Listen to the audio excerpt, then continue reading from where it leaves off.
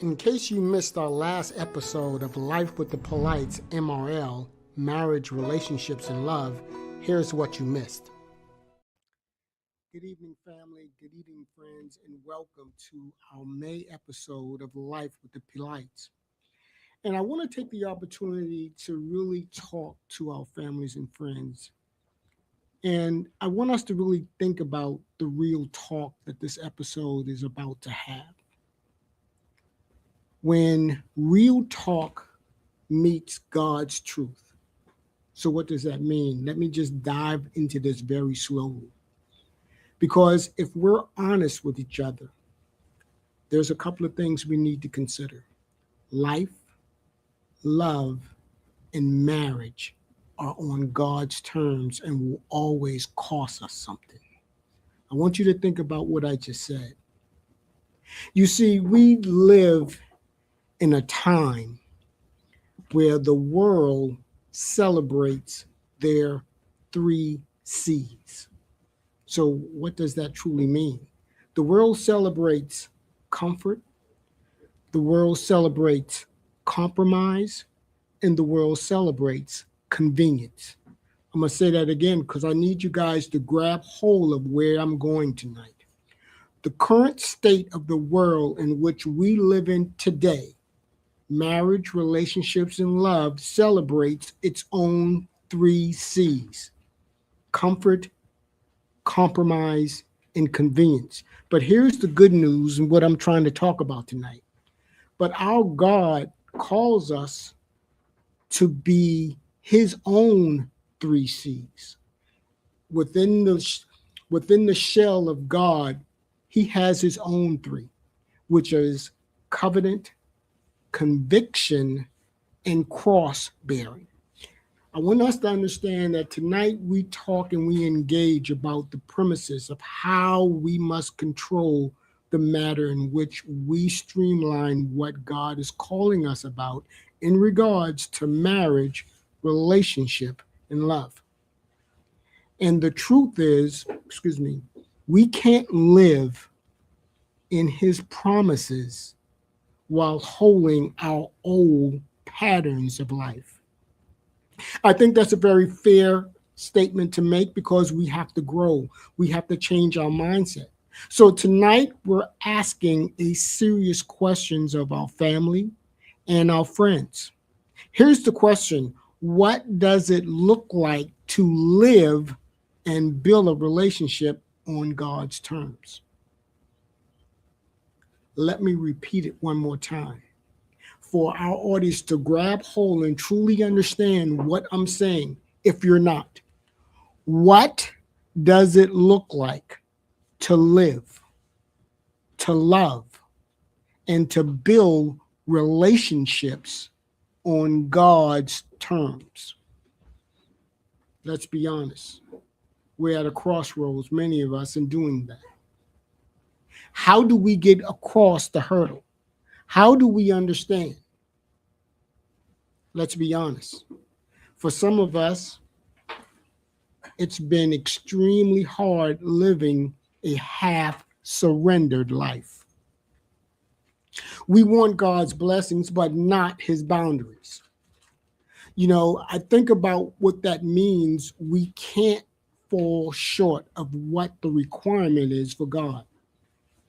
We want his promises, but we don't want his process. But a life with God, a life building a relationship with God requires a trade-in. I want you to think about what I just said because I gave you the world's 3 C's.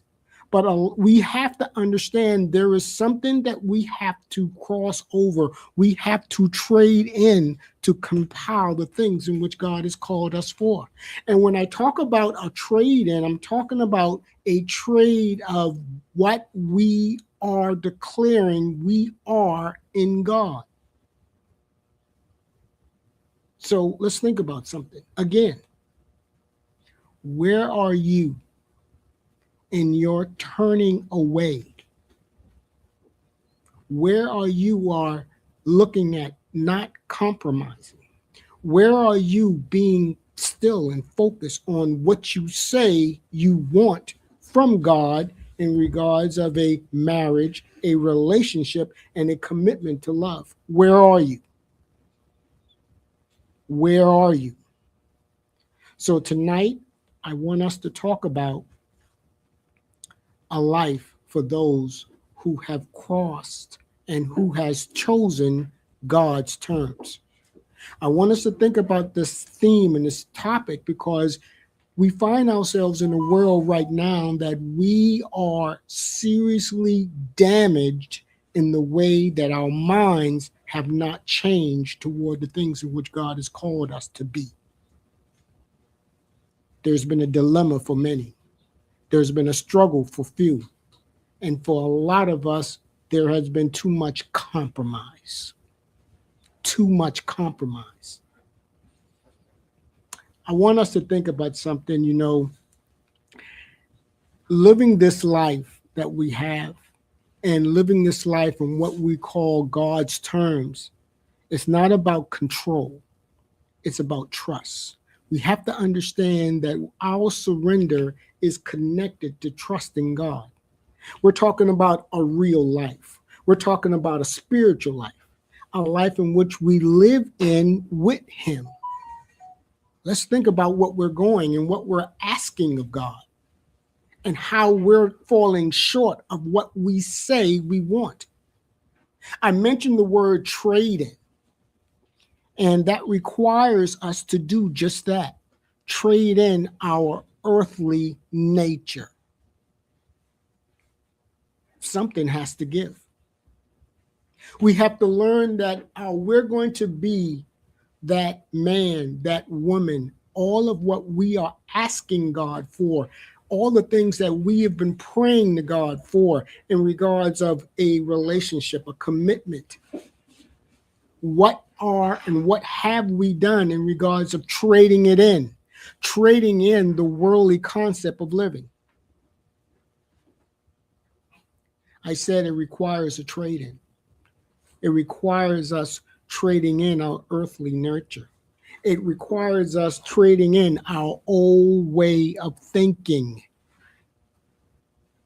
And for a spiritual life, we must do that if we want to be offered the things of which God has called, the things that we're asking for. This is not a compromise. This is where the rubber meets the road. And if we're for real with God in regards to the things in which we're asking God for, where are you? I spoke again about that trade-in. That means that we have to understand we got to be okay in certain things. We got to be okay with the fallout when we trade in. We got to be okay. We got to be okay when people don't understand our decisions because we're not going to compromise anymore. We're going to align ourselves with the things in which God has called out for, and we are going to reject the things that are not going to prohibit us to walk that narrow path. I said we have to learn how to be okay with the fallout when people don't understand our decisions, don't understand our convictions, don't understand our standards. I say again, we have to learn how to be okay with that.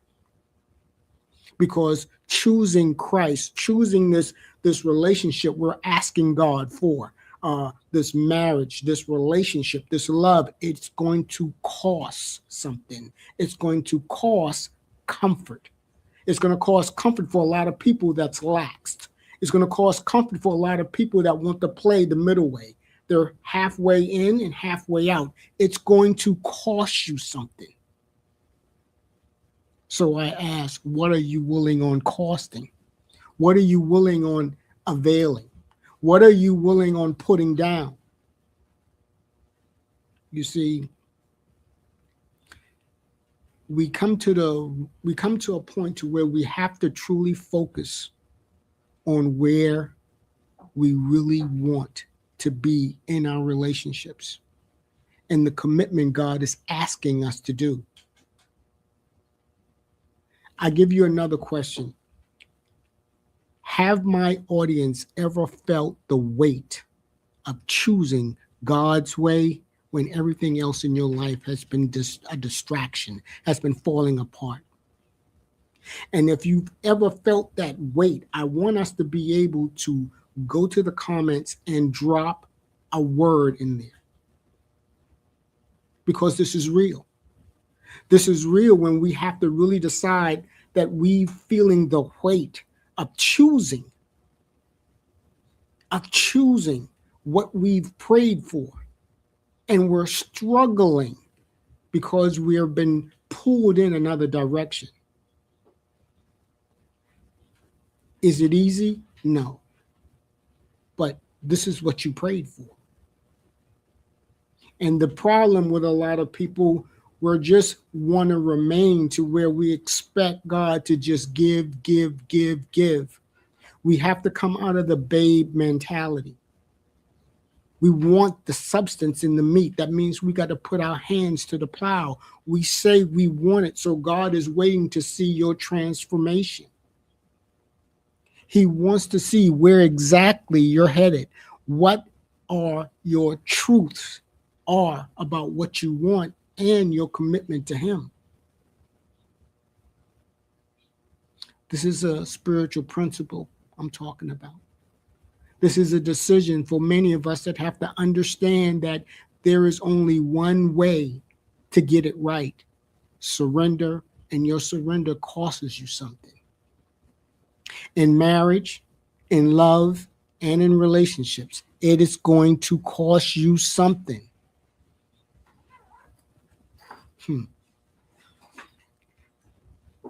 Some people may ask themselves, besides everything else, what is it going to cost me?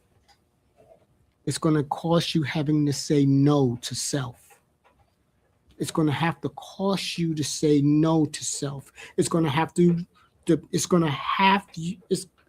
to make you truly understand that the denial of yourself is one of the hurdles that is stopping you from going what you've been asking for.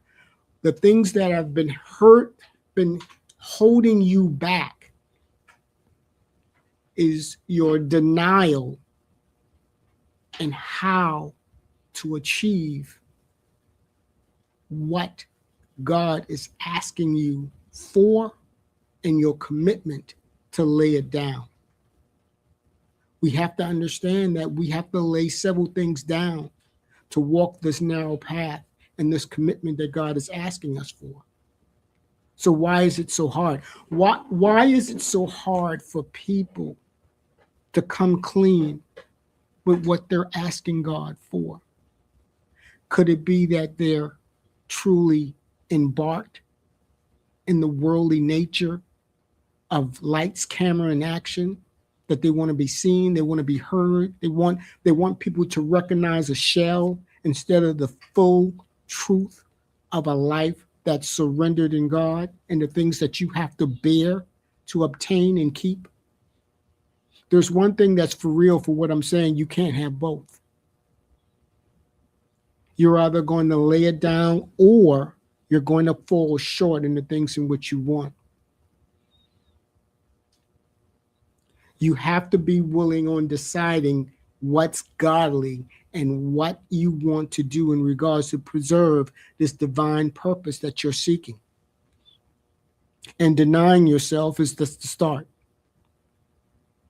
Denying yourself, saying no to pride, no to self, no to the urge to be right. And I'm going to stop right there, because there are many of us that feel that without being right, there is no growth or no maturity, because the ball has to be in their court, and it's not. Because love and real love doesn't survive off emotion. It survives off surrender. We go back to the theme and what we're talking about. How do we get to that and bearing the things in which God is calling us for? That's the place where we die.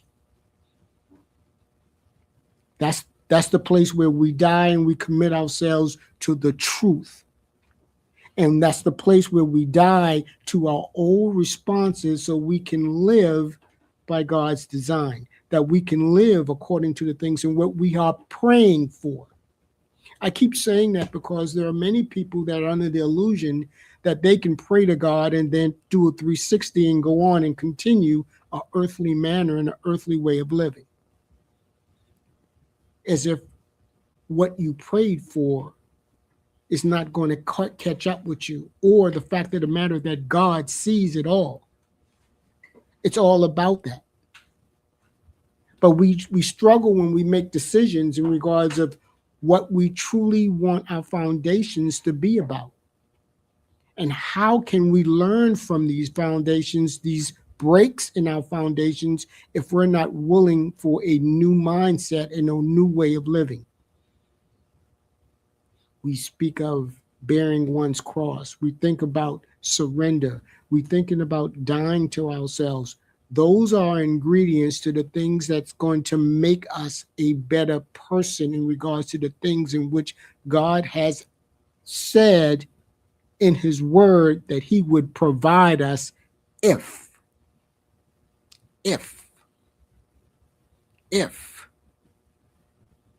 we live according to his way. It can't be 60-40. It can't be 50-50. It can't be 70-30 if we live according to his way. Many people will say that takes strength. It takes an enormous amount of strength to live in a world that's more about demand than humility. When you're walking with God, especially in a marriage, there will be moments when you feel misunderstood, moments when you have to carry your own cross. But here's the point, that the proof of your growth in that relationship provides you all that you need, where you no longer need someone else to carry it for you, because there's you and God in the premises that you're willing on accepting change and you're willing on accepting surrender. How do we get there? Commitment. Die to oneself. A relationship is not going to be win or won by self.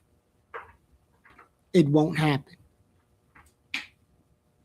And if for many that feel this their way in order for a relationship to take off, they got it wrong.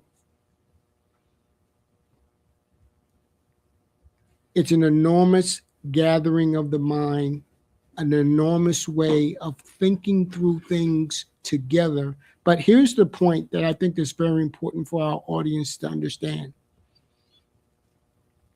That type of move, that type of growth, that type of maturity comes when you've been through and you've seen God bring you through. God has brought many of us through many challenges in our lives. And unfortunately for a lot of people, they have really released the history of their walk with God. They've forgotten the tough times when God was all there. Many people have forgotten when there were situations, people, things that were just putting many of us in situations where we felt that there was no way out and there was God. I say all of that for remembrance of something, for us to understand as we go through this trail and this journey, our remembrance of where God has brought us from and where God continues to carry us, that's the premise that should sustain us in our lives and in our relationships. Because God is a God of covenant. And what we understand and what many of us lose is that we can't grab hold of why we don't do what we need to do because we're pressured by culture. We're pressured by how the world goes about doing certain things. We're pressured about who sees or who hears. The narrow road is a very, very isolated path to where your focus is on not just self, but how you're living. You're living correctly, honestly, and you're making decisions based on how responsive you are to other people's needs, denying yourself. I say, when we have a mind that isn't renewed, we're more challenged. We're more challenged because our marriage suffers, our relationship crumbles, and our faith sometimes weakens. And many of us struggle with trying to get a true understanding on why that's so important and the reason why it's failing us. Because one of the things that a lot of people, I feel, don't really recognize about that unrenewed mind is that an unrenewed mind can't discover the will of God. Your mind has to be renewed, not unrenewed. It can't happen. And that breaks out the means of how we go about doing what we have to do to fashion ourselves in a way in which it's pleasing to God. It's a struggle. No one says that what we've asked was going to be easy. What we've asked is to identify love and commitment and covenant and grow in the eyes of God. That's the delivery. That's the work. That's what we're praying for, not glitter, not a spotlight. We're praying to align ourselves with the premise of truly understanding the work that's required and answered prayers and how the mind and the behavior must change. Without the change, the fulfillment won't be there. Without the change, we'll struggle.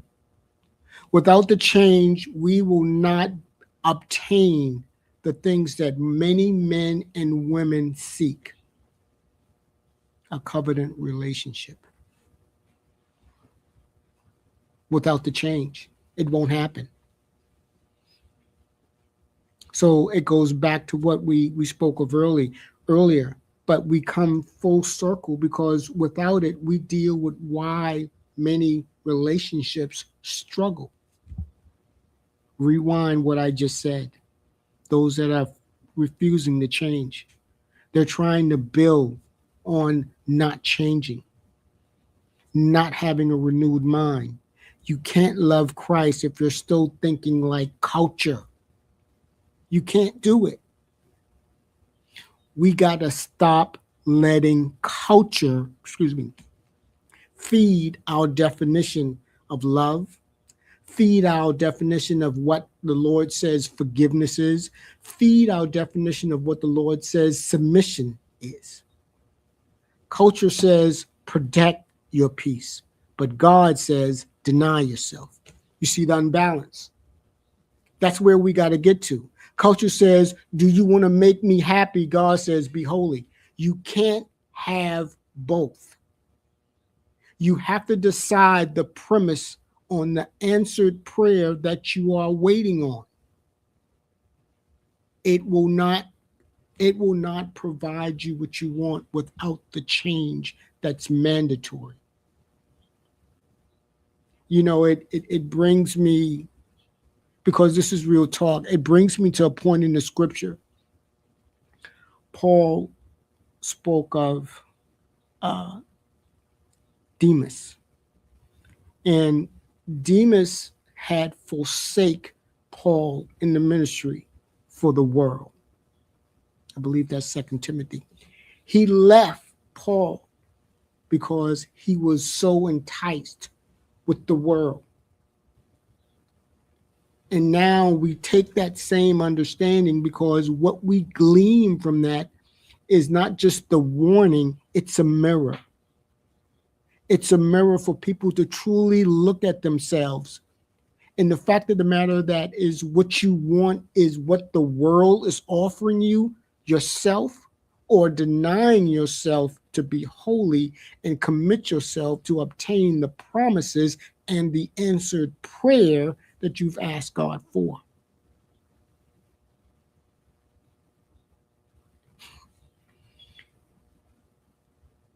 It's a decision that many of us have to truly find themselves, because many have fallen in love with culture instead of denying themselves, instead of bearing their own, instead of what the sustainment that God is asking for your change.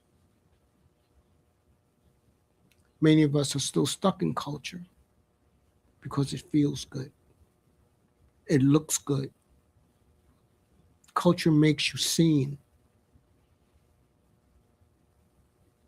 But it's the unseen promises of God that you're seeking. The growth, the maturity, the open doors of God's faithfulness in your life. Culture don't do that. It takes commitment to obtain that. It takes surrender from God to get that.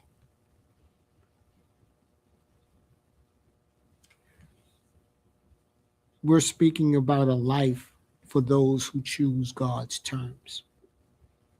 And I want our audience to truly understand this is parallel for moving and growing, not just in God, but the things in what you seek in regards of a relationship and a commitment. It's not going to be given to you. It's not. The notion that all you have to do is show up is not good enough. The notion of my presence is good enough is not. It's work. It's commitment. It's saying no to yourself. It's putting others ahead of you.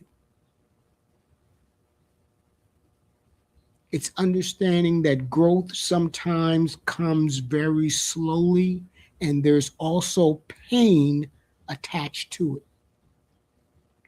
There's no days off. There's only rolling up your sleeves and continue to press. We will not achieve the things in which God has promised us if we don't have series and stages of change. And I think that's a pattern that many of us will truly, truly agree that there must be stages of changes in our lives that shows God we are willing. We're stepping up. We're changing our habits. We're changing the way we're thinking. There's a degree of stages that are required for us to obtain the things in which we are seeking, we are praying for. And the manifestation of those things requires commitment. It requires discipline. There's no days off, just a steady flow of doing what's right, living what's right, and having a mind that's focused on holiness, a mind that's focused on the things that are good and acceptable to God, a mind that's renewed, and a mind that can give the Heisman to the culture world. That's all wrapped in one. It's a daily premise of what we need to do and why we do it, and what's important for us to obtain it. And the only way we get to that point is our surrender, our commitment to God, our commitment to our partners that says the things in what I am asking, I am willing on laboring for. It can't be a one-side show. It has to be a commitment that, hey, This is what we need to do. This is the requirement that I have to do. This is what we have to combine together to achieve the things in which we are praying together collectively for, that God will place his hands upon us and that we will walk unified together in the fulfillment of the things in which God has promised us. We speak a lot about answered prayer, and the commitment of answered prayer is God's timing. But I think on the back end for a lot of people don't truly understand the work and the change in the heart that's a part of that. We all will agree that God sees the heart while man in culture sees the outside. That's the heavy lift that many people fail to recognize.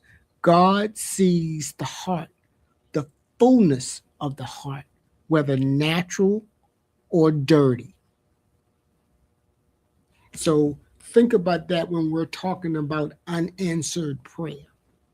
Think about what's your disposition of your heart and a failure to be roped in by culture. And you want to have a conversation about unanswered prayer. Those are the changes. Those are the repentance that's needed.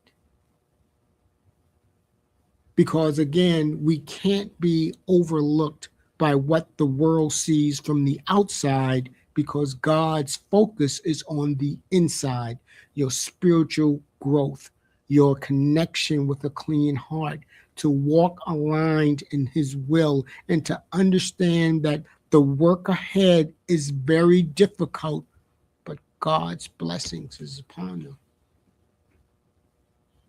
Strength, discipline, faithfulness. Those aren't punch words. That's your alphabet to life for the commitment in the relationship that you say you want. They're not going to be given to you. They're going to have to be earned by bearing your cross, by denying yourself, and walking accountable to God. There won't be any free passes. It's all on God's terms. It's all on God's terms. And for many of us that choose to live or a quest to pursue that, we understand everything I just said. We understand it because we understand the pain and the sacrifice that's committed to obtain them. It's the boldness of telling the culture or looking at the world and denying yourself with the focus of cleanliness, a focus of a renewed mind, and a focus of living accordingly. I know many people may say, well, that's easier said than done, but you say that's what you want. But you say that's what you want. You can't say this is what you want, and when the bill comes due, you throw your hands up. It doesn't work that way. The focus and the discipline must be there, and to understand, equally important, that the warfare that's a part of it, and truly acknowledging that the things in which we have asked, the things that we have prayed for, the things that we are transforming ourselves for, that commitment, that favor of God aligned with his will when our will changes. So tonight I ask my audience, what's the trade-in? What's the trade-in? You have compromise, you have culture, you have comfort. On the other end, you have commitment and you have covenant. What's the trade-in? What's important?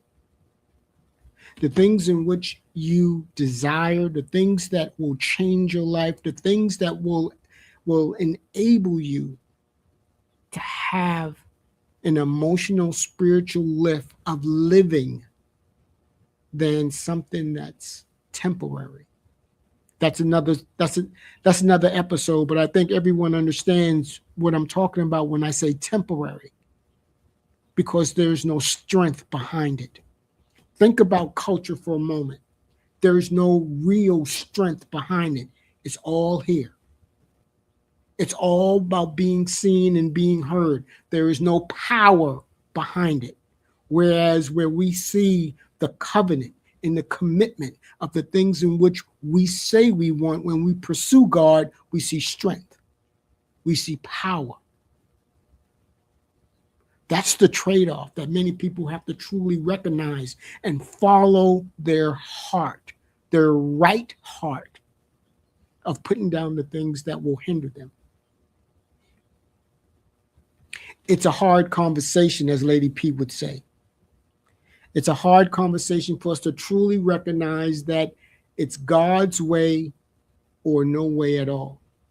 But our surrender and our change of mind and heart will feed us, will allow His Spirit to feed us, help us in that change, in that discipline, to be re-engaged in the things that we say we want. It's different to say you want it, but it's another matter of discipline to pursue it. Because anything that you pursue, you change for. Anything that you pursue, you will change for. And what you pray for, God's expectation is the inside of us to change. Your pursuit of that faithfulness, that pursuit of God's hand upon you, that pursuit of that commitment and that relationship to be covered, that pursuit requires change. It requires change. It requires a heart of humility. It requires an enormous amount of gratitude. And we say all of this very humbly because we need to recognize that we are living in a time where our commitment to what is right makes us stronger. A strong relationship is something you don't buy out the store. It's something that's built over time. It's built to last because it endures. It lives through journeys of highs and lows, but it lasts. And the premise and the head of it that helps in its lasting effort is God, because both are taking everything to God in prayer. This isn't a one-man show. This is a companionship. And both have to agree that what they choose to pursue in regards of God's terms requires two hearts that are willing on coming together and pursue the transition and the change together.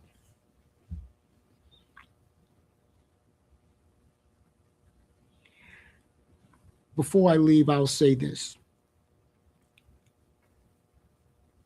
Our love and our commitment to our significant others, to our spouses, in our relationships, requires us an enormous amount of discipline, courage, and faithfulness to do the things in which we are praying for. None of the things that I said is easy. But what makes it palatable is our commitment to keep at it, to show that we're willing, to show that we're willing on changing and transforming into a person that can be strong for another person and vice versa.